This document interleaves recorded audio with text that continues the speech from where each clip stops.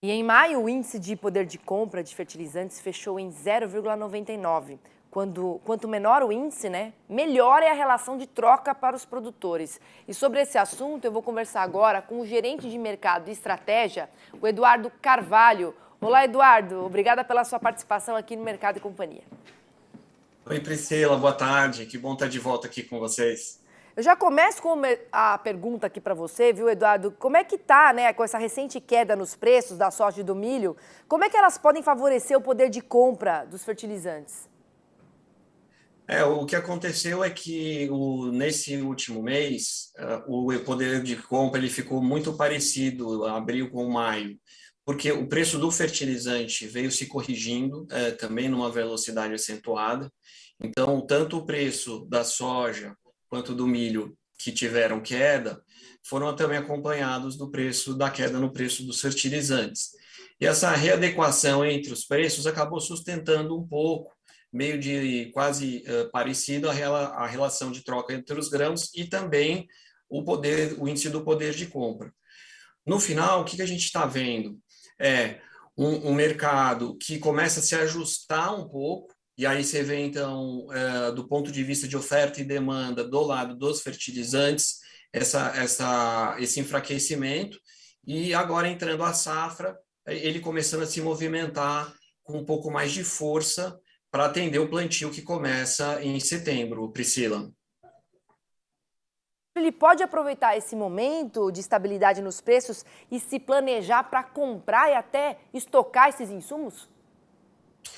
Isso é uma coisa importante, porque vale lembrar que, uma vez que a gente tem praticamente 70% das entregas concentradas no segundo semestre, e esse ano a gente está vendo um atraso em comparado com os históricos, isso pode sim gerar um acúmulo logístico durante o período de safra. Então, claro, como diz sempre o nosso vice-presidente, o Eduardo Monteiro, a decisão ela é soberana do agricultor. Mas, sim, é importante ele fazer esse planejamento, receber com a devida antecedência o fertilizante na sua propriedade, para poder estar fazendo o plantio dentro da janela adequada. Se a gente pensar que estamos enfrentando uma safra recorde de soja e uma safrinha de milho esperada que também vai ser recorde, é esperada então uma movimentação logística muito intensa, já começando agora a partir de junho, julho principalmente.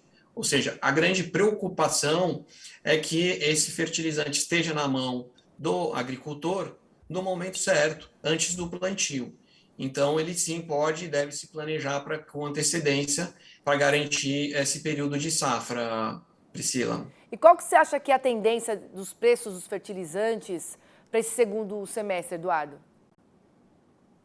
Olha, para frente é sempre difícil da gente estar falando, né? Mas a gente está vendo uma certa normalidade no balanço de oferta e demanda, ou seja, o hemisfério norte concluindo o plantio, né? E já está aí em evolução, principalmente os Estados Unidos, a safra lá vem se desenvolvendo e é tanto isso que vem causando algumas oscilações no preço principalmente da soja e do milho.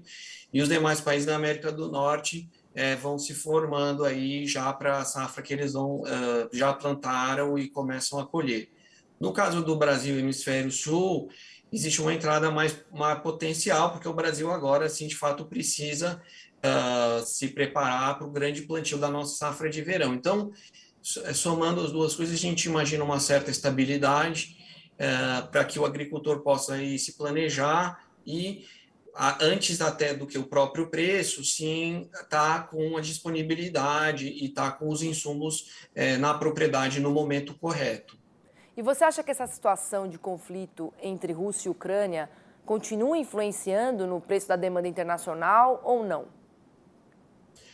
Esse é um ponto realmente que ele tem interferência, principalmente no preço dos grãos, e para cada renovação do acordo entre Rússia e Ucrânia, do Mar Negro para as exportações, você tem sim um impacto, principalmente no milho e no trigo, o qual são os grandes volumes que são exportados da Ucrânia.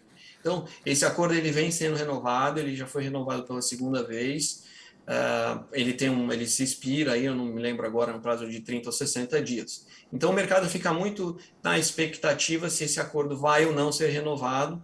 Uma vez que ele é renovado, garante-se as exportações de grãos, principalmente milho e trigo. Isso sim tem influência no balanço de oferta e demanda, pressionando os preços das commodities, inclusive da soja, que acaba acompanhando essa direção. Então, a gente imagina que esse conflito, claro, ele nunca é um negócio que ninguém deseja, mas sim ele é objeto de ficar tendo oscilações e especulações no mercado que influenciam a dinâmica dele, Priscila. Tá certo, Eduardo. Obrigada aqui pela sua participação no Mercado e Companhia. Uma ótima terça-feira para você e até uma próxima ocasião. Obrigado, uma boa tarde.